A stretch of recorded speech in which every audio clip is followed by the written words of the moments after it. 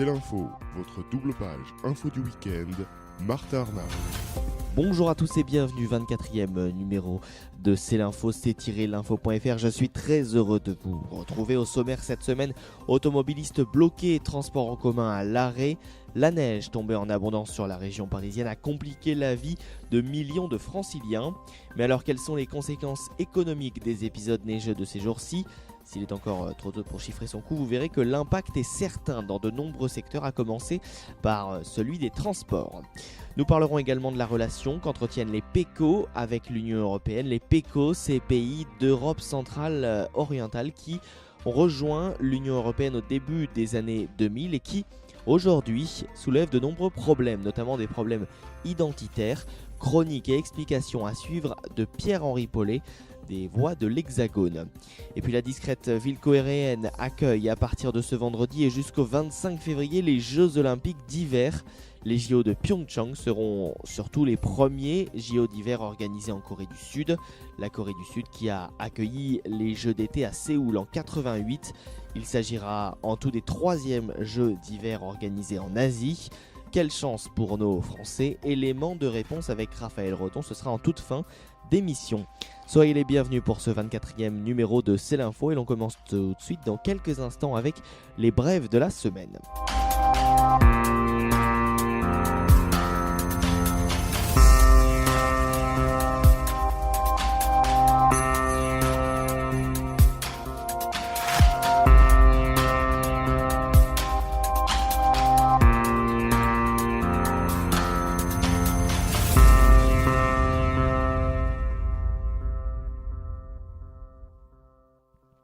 Et cette semaine, je voulais évidemment vous parler de la neige. Alors, on va pas faire de micro-trottoir, on va pas voir ou entendre ces fameuses personnes qui se plaignent effectivement de la neige, qui glissent ou qui n'ont jamais réellement vu cela. On va s'intéresser à l'économie et au fait de voir combien la neige et le froid vont coûter à l'économie. Alors il est certes trop tôt pour dire avec précision l'effet que les flocons tombés depuis mardi vont avoir sur la productivité française, mais avec des transports en commun perturbés, des routes paralysées et une partie de la France globalement au ralenti, il est certain que plusieurs secteurs ont souffert durant cette semaine où l'hiver s'est montré bien rude.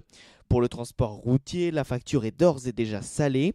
Selon les estimations de la Fédération nationale des transporteurs routiers, le manque à gagner s'élève à environ 60 millions d'euros par jour, avec des perturbations mardi, mercredi, jeudi et vraisemblablement vendredi. Les pertes devraient facilement dépasser les 200 millions d'euros.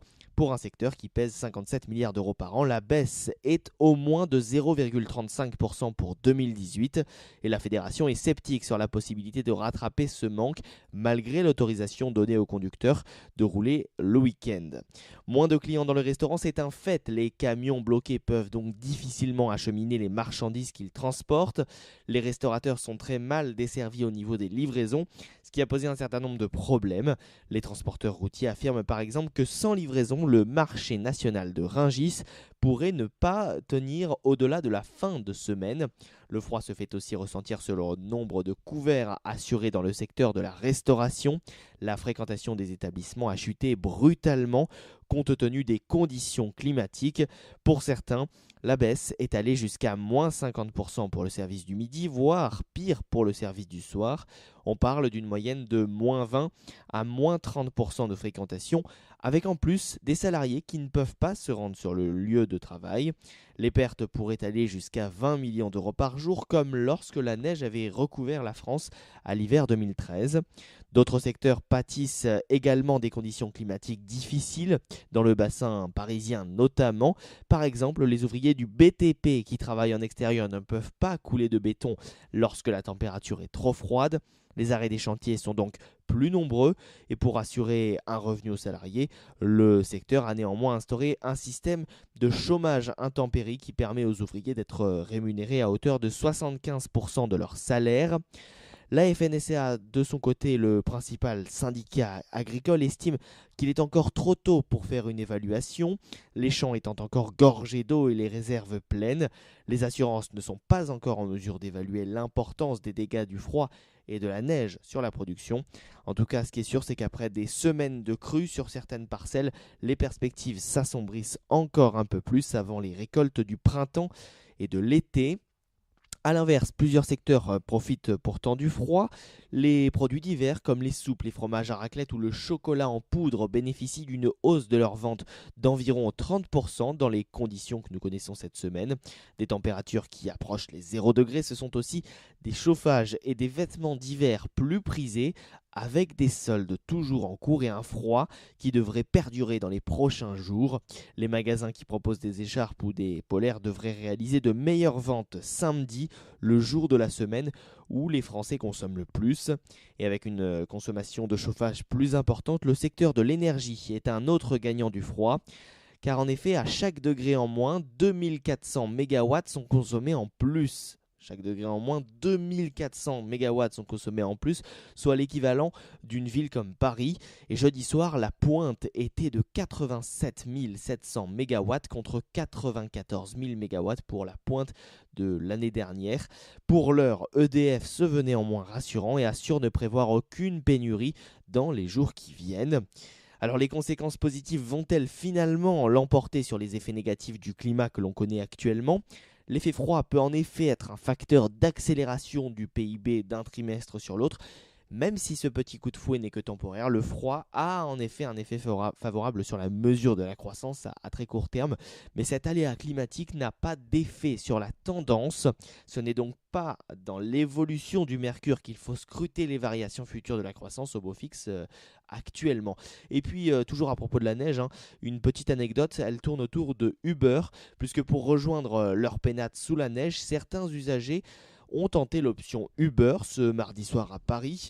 Et bien mal leur a pris car, comme nous l'avons constaté en testant l'application, les VTC ont fait flamber les prix.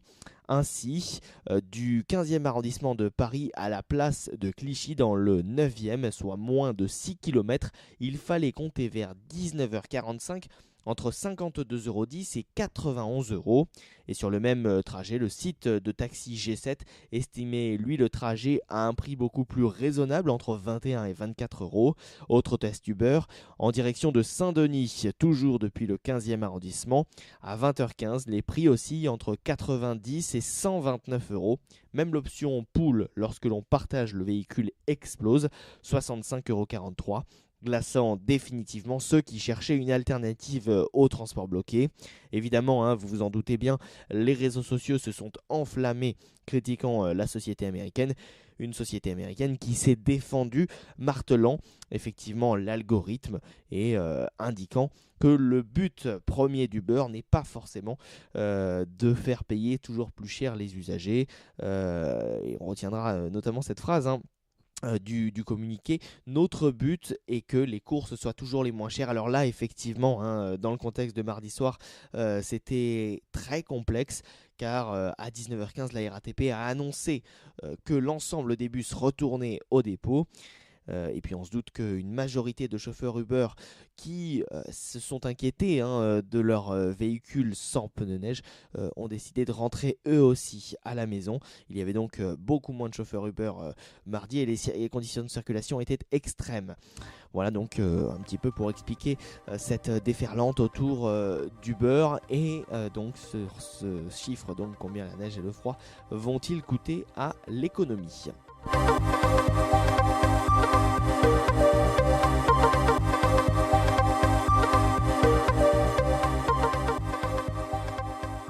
L'actualité française, toujours et encore.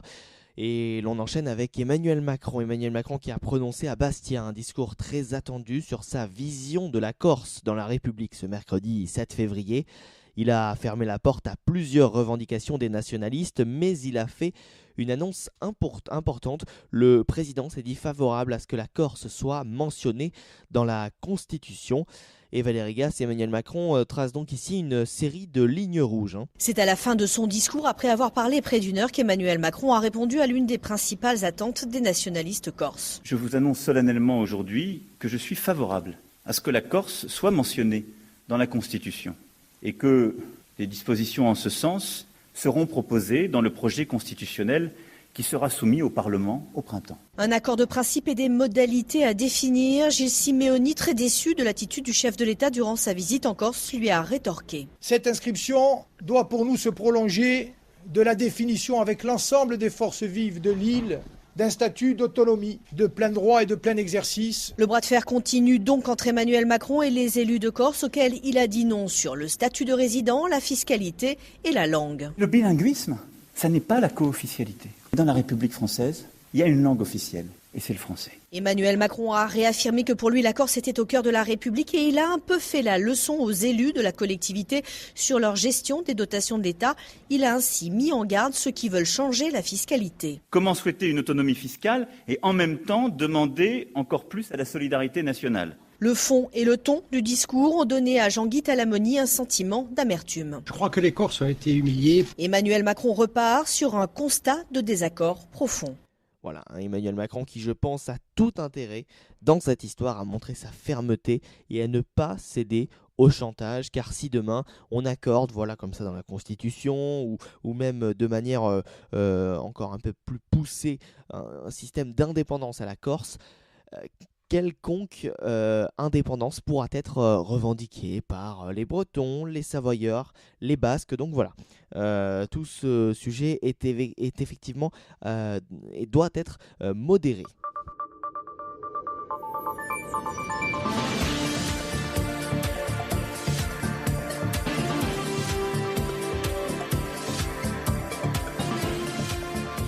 Le duplex. Le duplex avec Franck depuis Osgore cette semaine. Bonjour Franck. Bonjour Martin, bonjour à tous.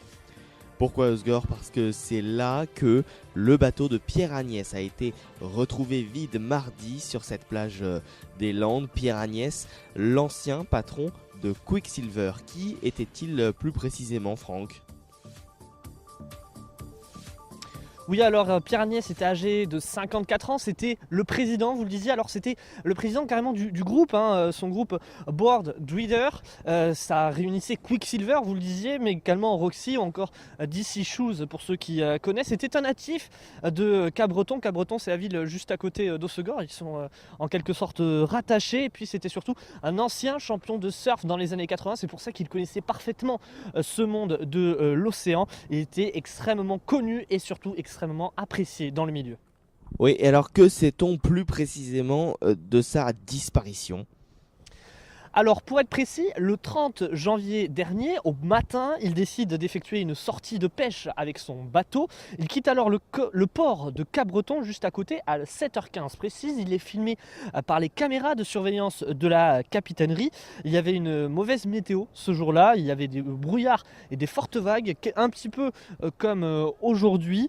Et puis alors il est surpris par cette brume. Il appelle un ami pour le prévenir qu'il va rester en mer en attendant que cette brume se lève, et d'après les premiers éléments de l'enquête, il est alors surpris par une forte vague.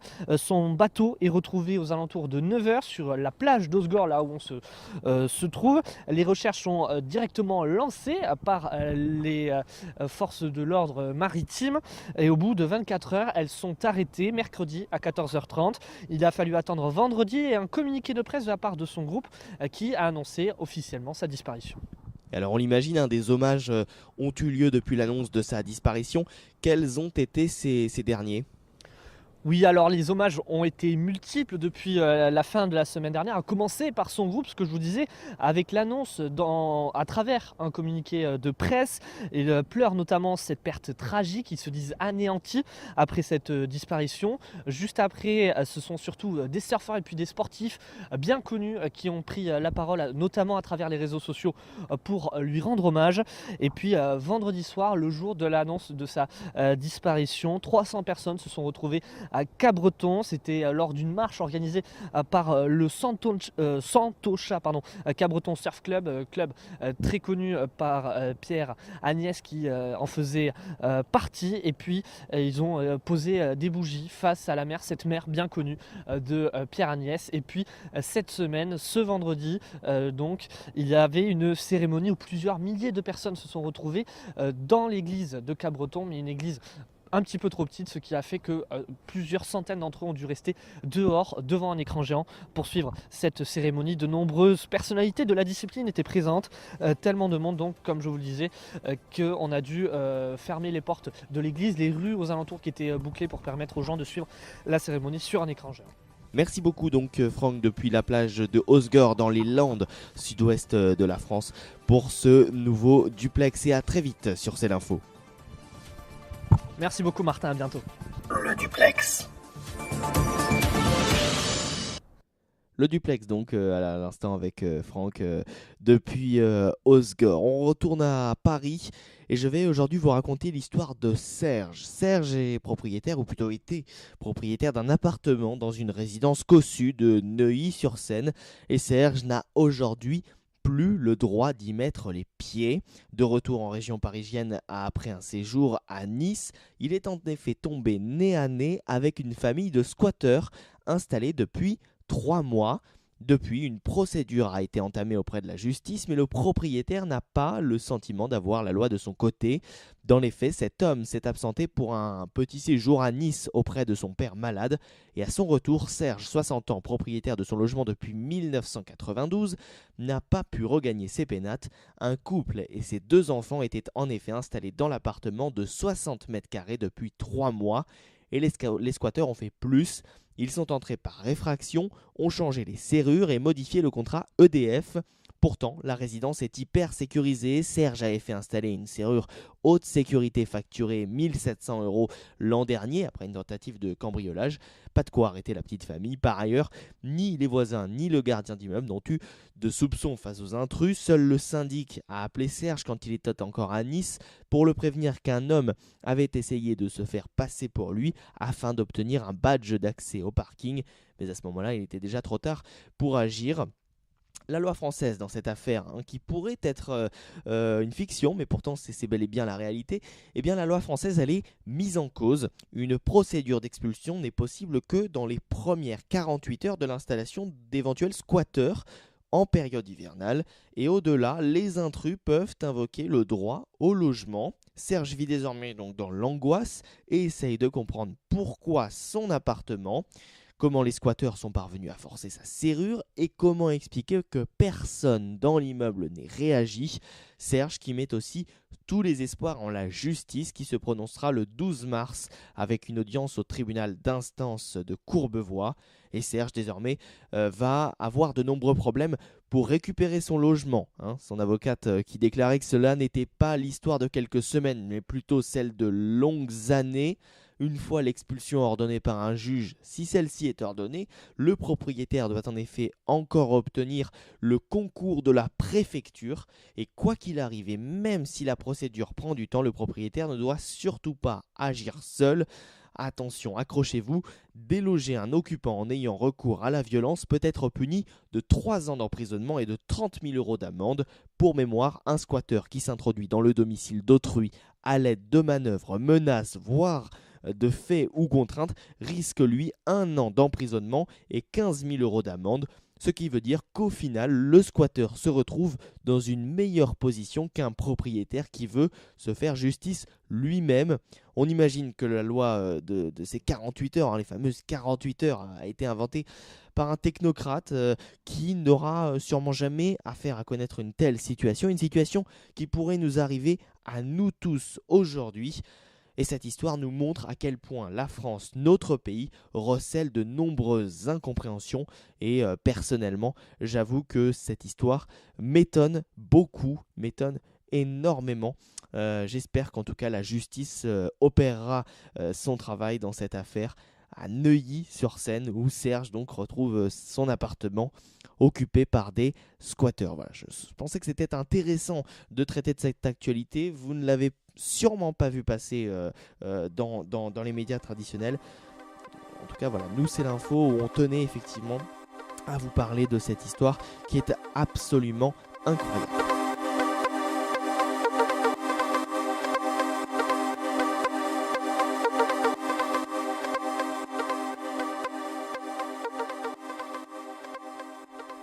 En début de semaine ont été décernées les étoiles au guide Michelin. C'est un moment attendu avec beaucoup de fébrilité dans le monde de la gastronomie. L'édition 2018 du guide Michelin et sa sélection de restaurants étoilés ont donc été dévoilées le lundi 5 février.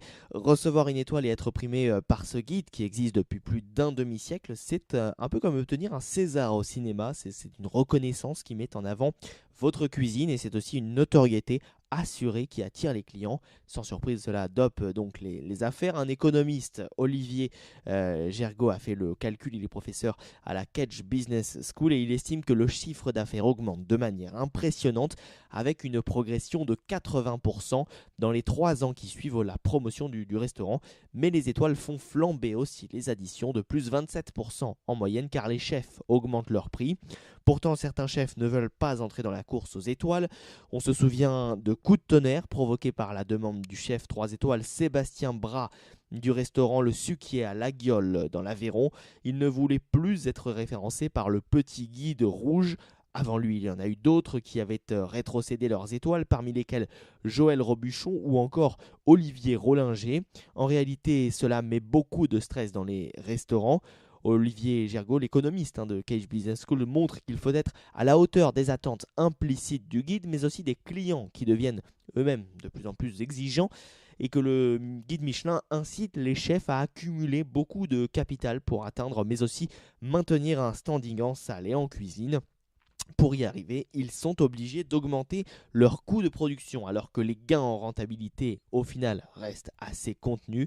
L'économiste estime que le bénéfice n'est pas aussi intéressant que l'on pourrait imaginer. Il a fait un calcul à partir des comptes sur plusieurs années. Et selon lui, il faut plus de 200 000 € d'investissement pour espérer entrer dans le guide, jusqu'à 400 000 pour être au niveau d'une étoile et plus d'1 million d'euros pour les 2 ou 3 étoiles. Ce sont évidemment des moyennes. Par investissement, il faut comprendre le cadre du restaurant, le lieu géographique, le bâtiment, le mobilier, la vaisselle, la qualité de la cave. Et tout ça, c'est de l'investissement étalé sur plusieurs années. Comme un particulier, quand vous achetez un logement, vous remboursez sur 15, 20, 25 ans. Sauf que si quelques années après, vous perdez une étoile, c'est le drame. Votre réputation se déprécie, votre clientèle change, les prix baissent. Mais les charges, elles, continuent de courir plus que votre investissement est lancé sur le long terme. Être primé est donc à double tranchant et ce n'est pas sans incidence sur le modèle économique, sans oublier les conséquences psychologiques sur les chefs et leurs équipes qui peuvent nuire à la créativité. D'ailleurs, cette année, à la différence des éditions précédentes, les nouveaux 2 et 3 étoiles ne seront pas prévenus et n'ont pas été prévenus avant l'annonce des résultats pour préserver le suspense, mais ceux qui perdent des étoiles seront mis au courant pour au préalable qu'ils se préparent au choc. Et cette année, la marraine était la chef Anne-Sophie Pic, seule femme à la tête d'un restaurant 3 étoiles en France.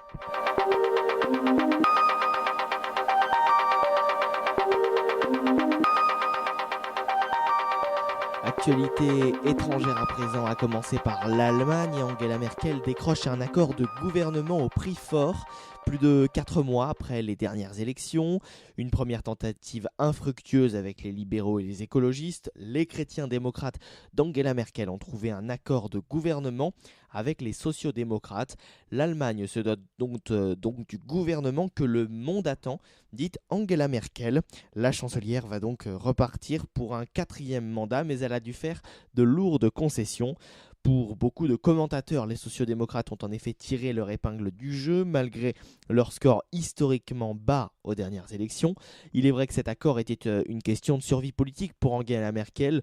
De nouvelles élections auraient constitué un aveu d'échec, et la chancelière savait aussi qu'elle devait lâcher du lest pour permettre cet accord, mais aussi pour amadouer la base du SPD, peu emballée par une nouvelle grande coalition et qui devra se prononcer sur le texte d'ici début mars. Dans les faits, le SPD c'est-à-dire les sociodémocrates, obtiennent des compromis. Ils conservent le ministère des Affaires étrangères, les affaires sociales et arrachent aux conservateurs les finances, un poste stratégique. L'accord de gouvernement réjouira un certain Emmanuel Macron qui prévoit que les prochaines années seront placées sous la relance de l'Europe. Une partie des réformes voulues par le président français sont approuvées par le texte. Martin Schulz, le leader du SPD, s'en est d'ailleurs félicité et a salué le retour de l'Allemagne sur la scène européenne aux côtés de la France. Avec cet accord qui la décrédibilise et la fragilise, Angela Merkel risque en tout cas de perdre une partie de son influence dans l'Union européenne. Elle reste évidemment forte pour l'instant parce qu'elle a la tête d'un pays stable qui s'en sort bien économiquement, mais en même temps, elle n'a plus la même autorité qu'auparavant. Également dans l'actualité internationale, dans les Amériques, la présidentielle du Venezuela est fixée au 22 avril prochain. Il n'aura fallu attendre que quelques heures après l'annonce de l'échec des négociations en République dominicaine pour que le Conseil national électoral définisse la date de la présidentielle anticipée, avec cette date du 22 avril qui correspond à celle définie dans la proposition d'accord de mardi à Saint-Domingue, signée par le gouvernement mais rejetée par l'opposition. Les autorités électorales viennent donc d'entériner l'ordre donné par l'Assemblée constituante de convoquer une présidentielle avant le 30 avril. Officiellement, l'élection devait se tenir à la fin de l'année, mais plusieurs experts estiment que cette date avancée permettra au camp de Nicolás Maduro de tirer profit des faiblesses de l'opposition. Si le camp chaviste dispose officiellement de son candidat en la personne de Nicolás Maduro, l'opposition, elle, est en effet particulièrement divisée. Ces dernières semaines, 3 candidats de l'opposition se sont ouvertement fait connaître, mais la question d'une primaire ou d'un choix par consensus n'a toujours pas été tranchée. Le temps presse car les inscriptions se tiendront dans à peine plus de 2 semaines et les incertitudes sont grandes, d'autant qu'à Saint-Domingue, l'ex-président de l'Assemblée nationale n'a pu confirmer pour le moment la participation de l'opposition à cette présidentielle.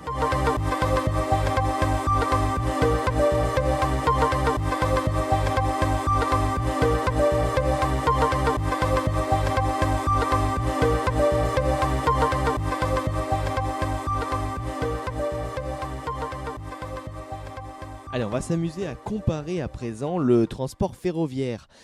Le transport ferroviaire français, le transport ferroviaire britannique. Alexander Seal sera là dans quelques instants pour nous parler de politique, mais avant cela, effectivement, le ferroviaire. Les trains anglais sont souvent décriés, mais pourtant ils affichent une fréquentation à la hausse, malgré des appels pressants à la nationalisation. Malgré tout cela, la supériorité du réseau français n'est évidemment pas à démontrer, mais néanmoins, pour un passager français qui arrive à Londres par l'Eurostar, la seule ligne de train à grande vitesse du Royaume-Uni, le constat est vite fait. Si au lieu de tourner à gauche à la sortie de la gare Saint-Pancras vers le métro londonien, vous prenez à droite en direction des départs vers Sheffield, vous trouverez face à des locomotives diesel fumantes qui se traînent sur une voie non électrifiée vers le nord de l'Angleterre.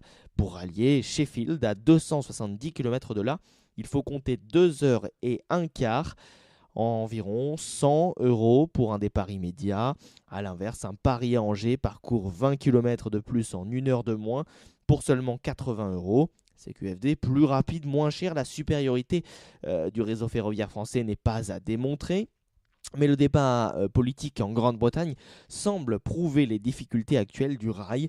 Jeremy Corbyn, le chef du Parti travailliste, a promis de renationaliser les trains s'il arrivait au pouvoir, une idée très populaire. Pourtant, derrière cette impression chaotique, la réalité apparaît pourtant beaucoup plus nuancée, puisque depuis la Seconde Guerre mondiale, il n'y a jamais eu autant de passagers dans les trains britanniques.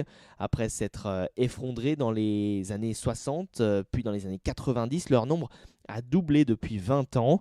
La sécurité est également excellente. Aucun décès dans un accident de train au Royaume-Uni n'a été déploré depuis une décennie.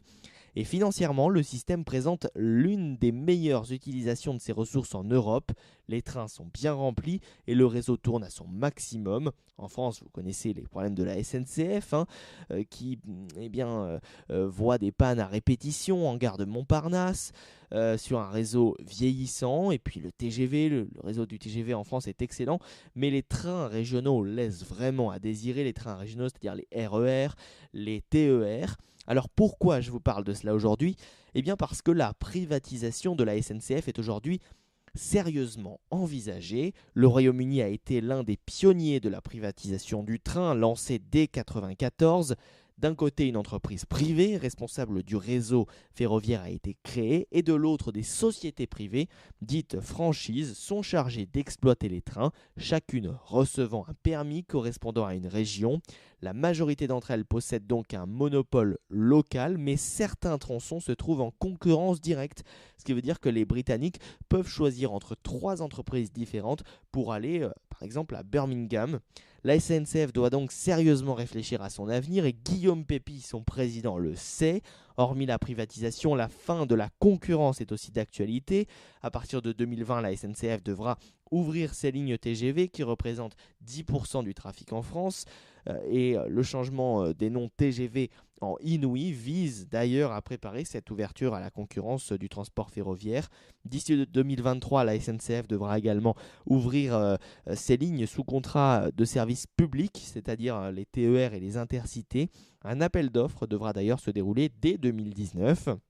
Cette ouverture à la concurrence, elle me semble en tout cas être une très bonne chose, puisque dans les années 90, la libéralisation du secteur des télécoms a par exemple conduit à une baisse des prix. Une baisse des prix et une meilleure anticipation des besoins des clients. L'arrivée d'un 4e opérateur a libéré 7 milliards d'euros de pouvoir d'achat pour les consommateurs. Et nous suivrons donc ce dossier épineux. D'ailleurs, information qui nous parvient, la CGT appelle les cheminots à manifester pour dénoncer la politique antiferroviaire du gouvernement et exprimer le ras-le-bol général.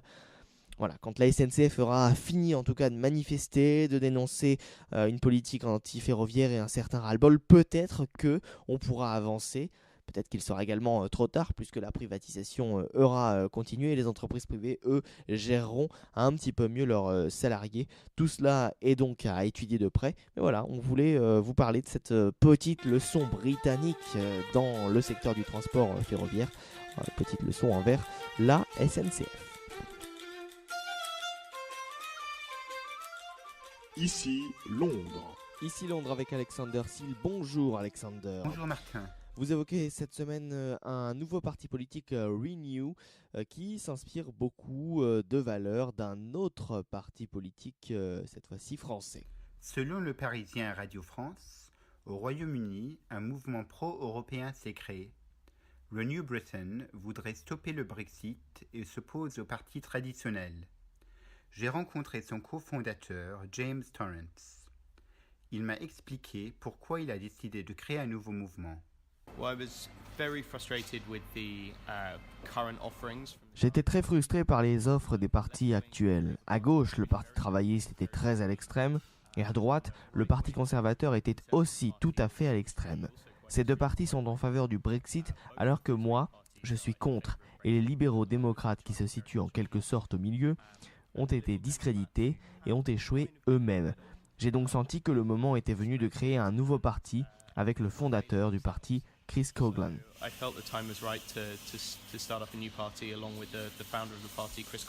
Il m'a alors expliqué le programme du parti pour les prochains mois. Nous avons un plan essentiellement pour les 3 prochains mois qui consiste en une tournée nationale.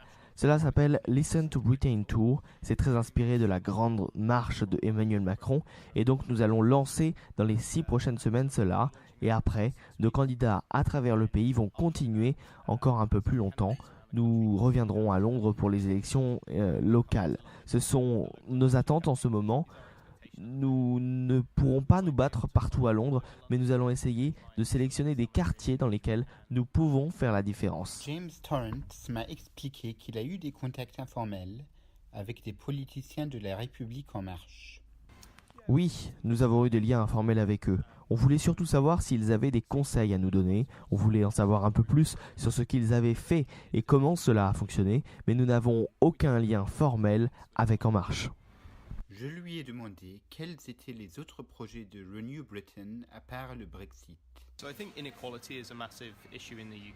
Je pense que l'inégalité est un problème majeur au Royaume-Uni. Les deux inégalités concernent particulièrement la richesse autant que le revenu, mais aussi l'inégalité régionale.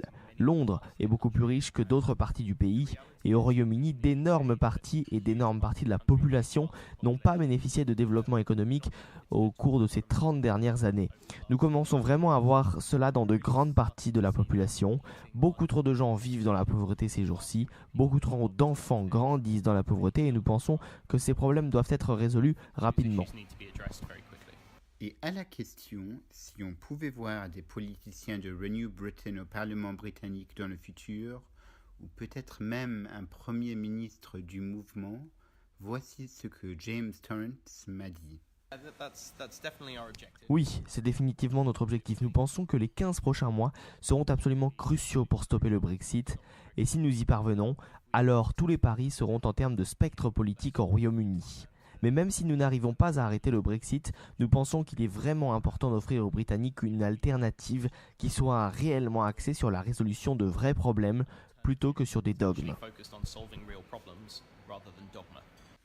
Désormais, un nouvel ère politique est en marche. Restez avec nous sur C'est l'Info. Dans les 25 dernières minutes, nous parlerons Jeux Olympiques à Pyeongchang, tous les enjeux autour de ces Jeux Olympiques. Et puis, dans quelques secondes, nous retrouverons Pierre-Henri Paulet des Voix de l'Hexagone. Il va nous parler des rapports complexes entre l'Union européenne et les PECO.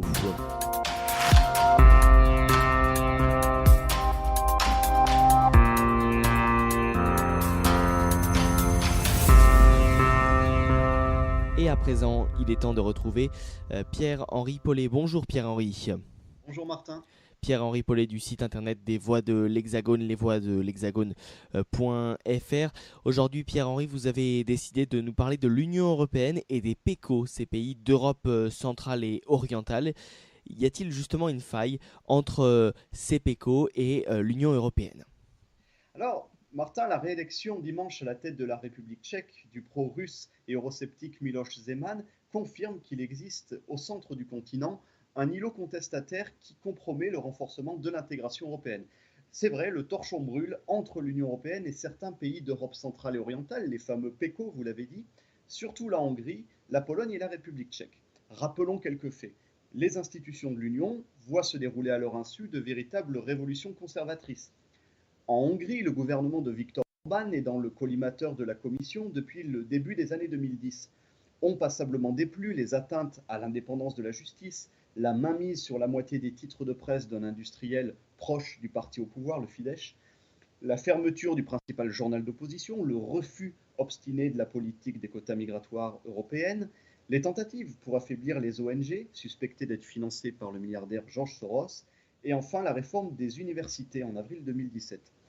En Pologne, ce sont les réformes mises en place par les ultra-conservateurs du parti Droit et Justice, revenu au pouvoir en octobre 2015, qui inquiètent. Contrôle de la direction des médias publics, affaiblissement du tribunal constitutionnel, violation des règles environnementales de l'Union et dernièrement, réforme controversée de la Cour suprême et du Conseil national de la magistrature. En Hongrie, les récentes lois sur la justice, qui s'attaquent notamment au pouvoir du parquet anticorruption, laissent craindre la remise en cause de son indépendance vis-à-vis du politique, et le cas roumain va même être discuté ce mois-ci à Bruxelles. Donc il y a des crispations, des tensions, une incompréhension mutuelle, mais pas de rupture qui soit actée, ni même envisagée à court terme. Car il n'y a pas de risque majeur, selon moi, de voir l'un de ces PECO quitter l'Union européenne, comme l'ont décidé les Britanniques. On a coutume de dire que les États les plus récemment impliqués dans le projet européen n'aiment l'Europe que pour les subventions.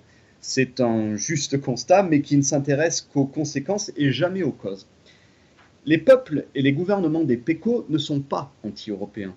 Les lois qu'ils adoptent visent d'abord à régler des questions d'ordre interne pour répondre à des problèmes spécifiques, encore plus ou moins liés à leur transition démocratique. Ensuite, les mesures les plus contestées obéissent aussi à des logiques politiciennes internes, forcément moins commentées ici. Ces mesures sont des instruments d'une lutte de pouvoir entre les élites politiques, en gros, du post-communisme. Je vais prendre un exemple, la loi sur les universités hongroises ou la réforme de la justice et des médias en Pologne. Les PECO ne provoquent pas délibérément l'Union européenne, mais en tant qu'État membre récent, ils découvrent, ils font l'expérience des contraintes du système communautaire et la limitation de la liberté d'action. Pour des pays qui ont cru se libérer des influences étrangères en 1989, c'est évidemment une mauvaise surprise. Dès lors, ils essaient de braver un interdit, se livrer à une critique de ce qu'est l'Union européenne. Alors ce n'est pas anodin de leur part. Ces pays ont connu la dépendance à une grande puissance, l'Union soviétique, et craignent naturellement de revivre avec l'Union européenne une forme de soumission qui ne dit pas son nom. Et c'est bien cela que les grandes puissances motrices de l'Union occidentale ne veulent pas comprendre. L'Allemagne en premier lieu, mais aussi la France dans une moindre mesure, quand on entend Emmanuel Macron déclarer il y a quelques jours encore qu'il fallait plus d'intégration européenne pour répondre à la montée des populismes en Europe. Or, si cette crise perdure, qu'elle s'aggrave et qu'elle implique même un nombre croissant de pays, parce que je rappelle qu'il y a encore 5 ans, seule la Hongrie était l'élève turbulent de la classe européenne, eh bien nous sommes incapables d'en deviner l'issue, parce que nous vivons une période historique. Jamais l'Union européenne n'est allée aussi loin dans l'intégration, mais jamais elle n'a été aussi faible structurellement. Il y a une panne de projets, crise de légitimité parmi les populations, des lourdeurs technocratiques et des blocages idéologiques qui l'empêchent d'avancer sur des dossiers épineux, comme celui des migrants ou celui du fonctionnement de la zone euro. Il se trouve qu'au même moment, les PECO, eux, se sentent suffisamment en confiance, que leur gouvernement bénéficie d'un appui démocratique solide pour fonder cette union qui sait être forte, surtout avec les faibles, comme le montre le traitement imposé à la Grèce. Ainsi, en Pologne, le parti Droit et Justice atteint des records de popularité et ses adversaires libéraux sont absolument laminés dans les enquêtes d'opinion. En Hongrie, Orbán et son parti le Fidesz sont les grands favoris des législatives d'avril prochain, tandis que l'opposition de gauche reste divisée. Et en République tchèque, donc, Zeman vient de l'emporter à la présidentielle face à son adversaire pro-UE en mettant en avant un discours contre la politique migratoire européenne. Vu de France, l'enjeu paraît pourtant simple. L'Union européenne tente d'empêcher les dérives craintes ou réelles de gouvernements populistes, ultra-conservateurs, voire même nationalistes. Mais les enjeux sont bien sûr plus complexes. Qu'est-ce qui caractérise tous ces gouvernements ?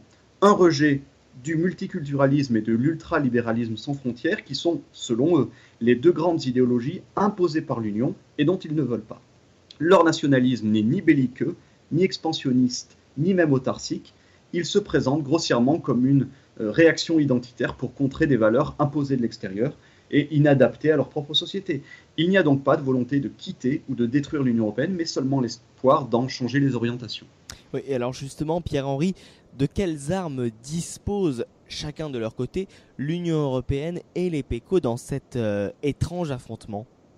Alors, l'Union européenne peut jouer sur deux tableaux, l'opinion publique et le droit, et les PECO sur deux autres, l'assentiment populaire et la diplomatie. Je m'explique. L'Union européenne construit son propre récit de la crise, celui dont j'ai parlé tout à l'heure, la sauvegarde de la démocratie, des libertés et de l'état de droit face à des gouvernements extrémistes.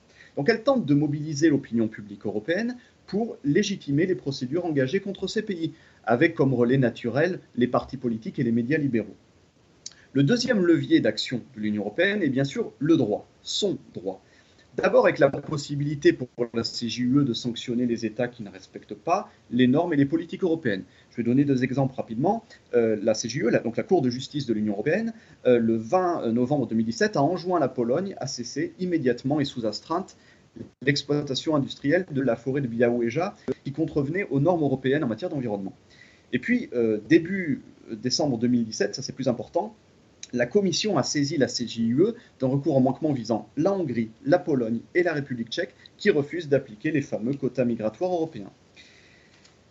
Bruxelles recourt aussi à une procédure qui est alors mi-juridique, mi-politique. C'est celle qui se trouve dans l'article 7 du traité sur l'Union européenne, dont on reparlera sans doute dans les prochains mois. Cette fameuse procédure peut aboutir en théorie à des sanctions, et notamment la suspension du droit de vote d'un État au Conseil des ministres de l'Union, c'est-à-dire en gros sa mise au banc. Cette procédure a été déclenchée contre la Pologne en décembre 2017, et le Parlement européen est même favorable à ce qu'elle le soit contre la Hongrie. Bon, en pratique, il ne devrait pas y avoir de sanctions, hein, Martin, car il faudrait l'unanimité des autres États pour pouvoir juger que la Pologne viole de manière grave et persistante les principes de l'Union et donc la sanctionner. Et la Hongrie a promis d'opposer son veto.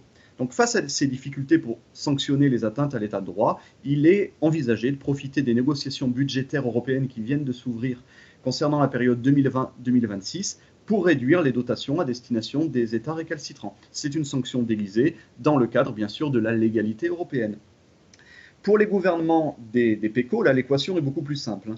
Tant qu'ils restent soutenus par leur population, ils peuvent poursuivre leurs réformes contestées et même profiter des hésitations et de la mollesse de l'Union européenne.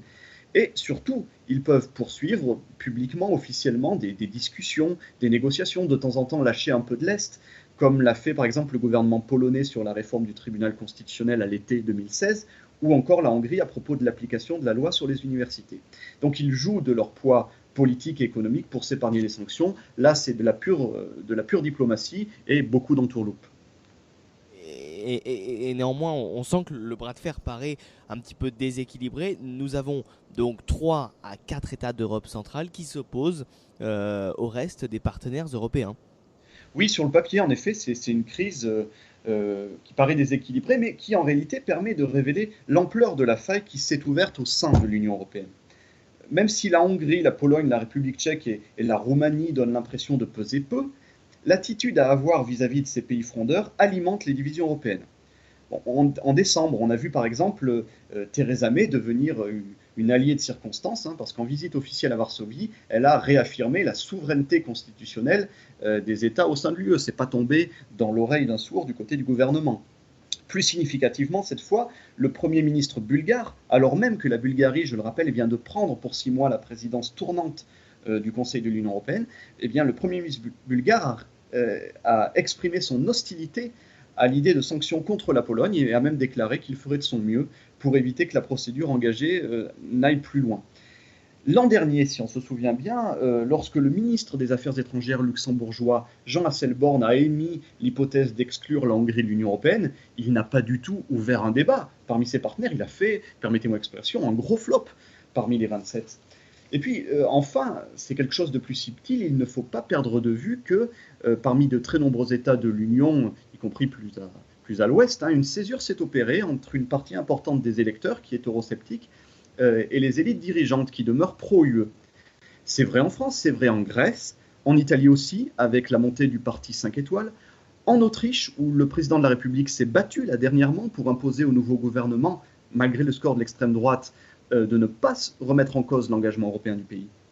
Et puis, même au sein des instances européennes, personne n'est du même avis. À propos d'une éventuelle baisse des subventions pour sanctionner la Pologne, le commissaire européen en charge du budget s'y est déclaré favorable. De son côté, Jean-Claude Juncker estime à l'inverse qu'il faudrait proposer comme une carotte, c'est-à-dire une hausse des subventions si la Pologne renonce à ses politiques contestées. Bref, dans l'Union européenne actuelle, le conflit ouvert avec les PECO n'est peut-être que l'arbre qui cache la forêt. Eh bien voilà, en tout cas, on sent bien effectivement, Pierre-Henri, après cette explication, cette belle explication, que entre l'Europe de l'Est et de l'Ouest, le fossé se creuse. Et puis, eh bien, je lisais à ce propos récemment que Pékin, la Chine, lançait une offensive de charme en Europe centrale et orientale, notamment lors du dernier raout du 16+1 à Budapest en novembre 2017, où la Chine a annoncé tout de même l'octroi de quelques 3 milliards d'euros destinés au financement de projets rien que en Hongrie, et une dotation de 1 milliard d'euros pour un fonds d'investissement majoritairement consacré à la région. C'est énorme, Pierre-Henri. C'est énorme, mais ce n'est pas tellement étonnant puisque les Chinois observent simplement ce qui se passe en Europe et considèrent qu'il y a là une opportunité à saisir un contexte historique qui peut favoriser une intervention alors que l'Union européenne, justement, n'est plus solidaire. Merci beaucoup Pierre-Henri Paulet, donc du site internet des Voix de l'Hexagone, lesvoixdelhexagone.fr, où l'on peut lire en ce moment plus particulièrement 2 articles, dont un que vous signez, Une illusion française, sur la politique française et sur le fait que Emmanuel Macron semble avoir la confiance des Français qui ont de leur côté envie d'y croire. Et puis un autre article signé de votre confrère Ella Micheletti sur l'agriculture française, et une série donc de 2 articles, les enjeux de la résistance à la mondialisation. Le premier article a été publié en début de semaine, le deuxième arrivera bientôt. Oui, probablement dans une semaine ou dans une dizaine de jours. Et bien voilà, comme ça vous pourrez lire Ella Micheletti, qui fait suite à la déclaration de Christophe Castaner, qui a déclaré que l'agriculture française serait, je cite, totalement dépassée. Je vous invite donc à aller lire ce passionnant article. Merci beaucoup Pierre-Henri Paulet, et à très vite sur C'est l'Info.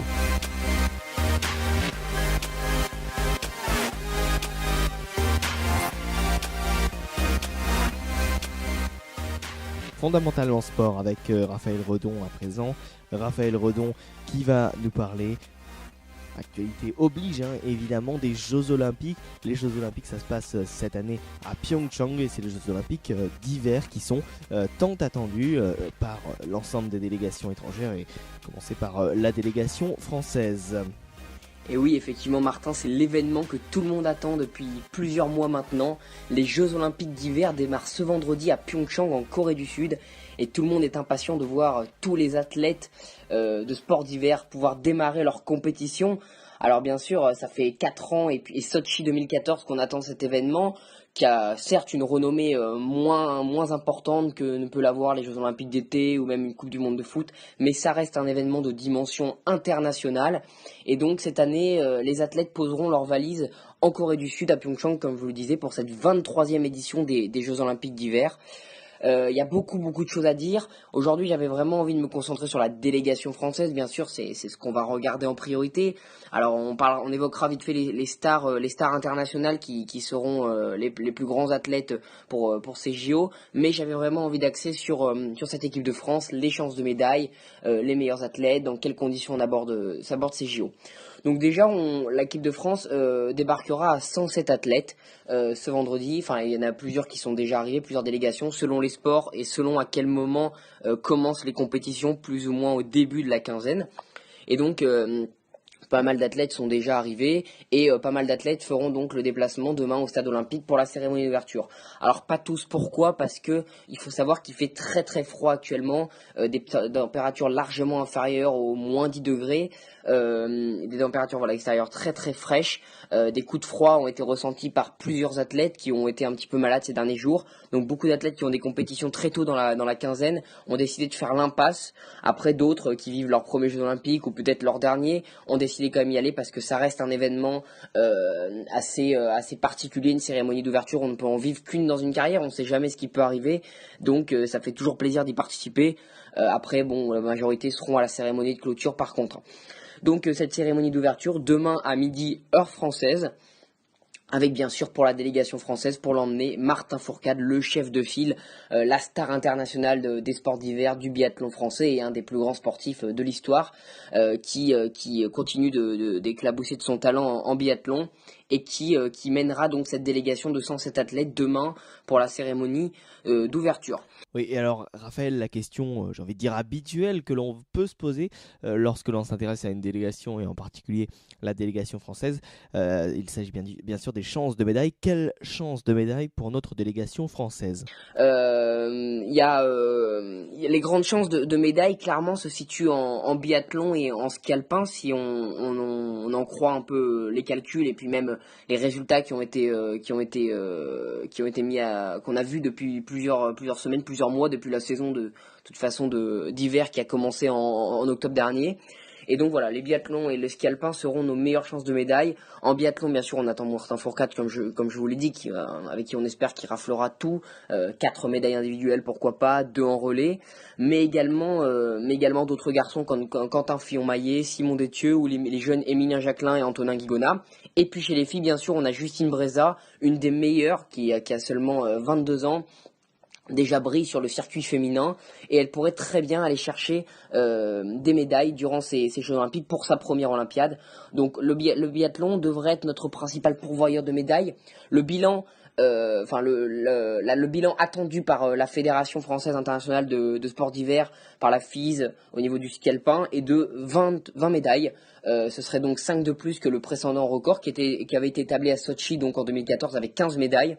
On en attend 20, on attend pas mal de médailles d'or. Et donc le biathlon pourrait nous en ramener une petite dizaine, donc pratiquement la moitié. Après on a le ski alpin. 2 principales chances, Tessa Worley chez les filles qui est la principale chance en géant qui pourrait aller chercher l'or olympique, elle sera l'une des favorites avec l'allemande Victoria Rebensburg et bien sûr la star internationale Mikaela Shiffrin dont on parlera juste après. Et chez les garçons, la principale chance sera Alexis Pinturo bien sûr, qui est un talentueux garçon qui a 3 courses de prédilection, le slalom, le géant et le combiné, donc surtout le géant et le combiné. Le combiné c'est l'un des favoris, si ce n'est le favori principal. Ce serait une déception de ne pas le voir ramener le titre olympique. Et en géant, il aura une place à jouer, il est dans le top 5 mondial. face au grand Marcel Hirscher, au revenant Ted Ligeti. Ce sera dur, ou même Christophersen, mais pourquoi pas. Et on espère de lui une grande Olympiade et faire peut-être mieux que sa médaille de bronze à Sochi en Super G. On s'en souvient, où il y avait Steve Missilier qui avait pris la 2e place. Missilier qui malheureusement ne sera pas sur cette Olympiade. Et puis après, il y a d'autres disciplines dans lesquelles on pourra s'illustrer, notamment en patinage artistique. On le sait, on a la meilleure paire au monde, Gabriela Papadakis et Guillaume Cizeron, qui ont battu à plusieurs reprises ces derniers mois le record du monde, qui se sont imposés encore, qui ont été sacrés pour la 2e fois champions du monde, et qui voudront chercher la médaille d'or face à leurs rivales canadiens, qui sont aussi les grands favoris. Il y aura un énorme duel à distance, mais les Français, dans la nuit du 18 au 19 février, espéreront aller conquérir leur premier or olympique, et ce serait que partie remise pour eux qui sont actuellement les meilleurs dans leur discipline. Et puis après, on a Pierre Voltier, pêle-mêle, Pierre Voltier en ski cross, Tess les deux également en slopestyle. On a pas mal d'athlètes qu'on connaît plus ou moins, qui ont déjà fait des performances, mais qui pourront, pourquoi pas, aller chercher des médailles. Il y a toujours des surprises durant ces Olympiades. Il y a des déceptions, bien sûr, des athlètes qu'on attend qui sont pas à la hauteur, mais des athlètes qu'on n'attend pas qui font des grandes performances. C'est aussi pour se révéler. Et puis bien sûr, c'est la fête du sport d'hiver. On le sait, c'est l'occasion de découvrir des sports qu'on connaît moins. Il y aura des nouveaux sports qui vont arriver, notamment le big air, très impressionnant en snowboard, avec un immense saut et bien sûr des retournées un peu dans les airs. Donc c'est des sports très impressionnants. C'est toujours l'occasion de découvrir des sports qu'on voit moins. Bien sûr, les grands sports, c'est le biathlon, le ski alpin. Après, il y a les compétitions par équipe comme le hockey sur glace. Mais voilà, des sports un peu plus méconnus, où les Français auront plus de mal, mais pourquoi pas, mais on espère une grande Olympiade. Et quid désormais, dans un contexte un peu plus international, des chances pour les athlètes mondiaux? Concernant maintenant les grands favoris, les grands athlètes de cette Olympiade. Le choix est vite fait, il y en a pas non plus, ils sont moins connus, mais il y en a 2-3 qui sortent du lot. En ski alpin, bien sûr, c'est Mikaela Shiffrin, je vous en parlais à l'instant, l'américaine qui rafle tout depuis 2 ans, à seulement 21 ans. Elle est déjà plusieurs fois championne du monde. Elle disputera sa première Olympiade, mais sera l'immense favorite pour le slalom, pour le géant. Et elle aura l'occasion d'aller chercher plusieurs médailles d'or donc pour cette Olympiade. Elle qui a déjà remporté une fois le gros globe de cristal, qui a remporté plusieurs fois le globe de slalom, et qui aujourd'hui est l'héritière de Lynn Seven. C'est exceptionnel ce qu'elle propose. Elle est forte partout, en discipline de technique bien sûr. Elle a quelques bases en vitesse qui sont très impressionnantes. Et puis elle est très très régulière, elle ne sort presque jamais, et puis elle survole les compétitions notamment de slalom où aujourd'hui personne n'est à sa hauteur. Et puis chez les garçons, son homologue masculin, cette fois autrichien, vous le connaissez, Marcel Hirscher, la référence, l'ogre autrichien qui depuis 7 ans maintenant et 7 gros globes de cristal est au-dessus du lot. Chaque année, il se remet en question et arrive à faire mieux. Il est arrivé sur cette saison avec une énorme blessure, une mononucléose, qui aurait dû le mettre à haute jusqu'en décembre. Finalement, il est revenu en octobre, il a tout raflé.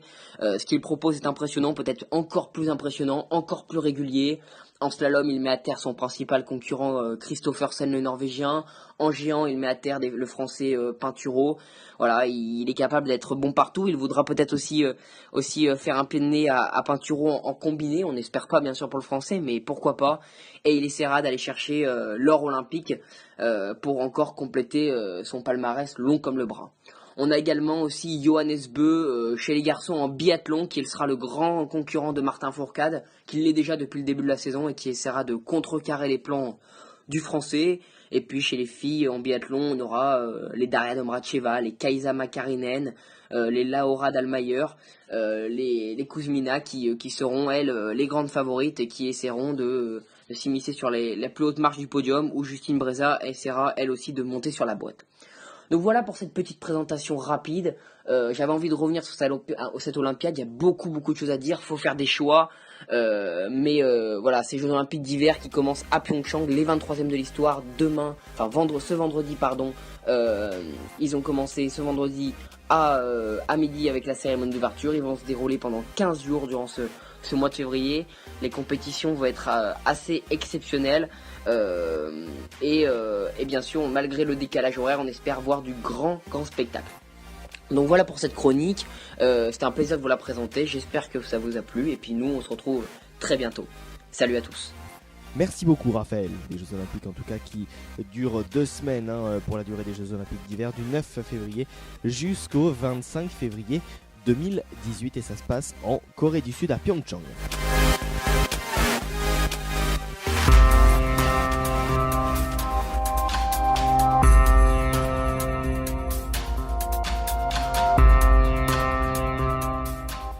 C'est l'info, votre double page info du week-end. Martin. Et bien voilà, c'est là-dessus que l'on va se quitter. Merci à tous et toutes de nous avoir suivis pour ce 24e numéro de C'est l'info. On se retrouve bien évidemment la semaine prochaine pour de nouvelles actualités. Tous les podcasts sont sur le www.c-l'info.fr. Salut à tous.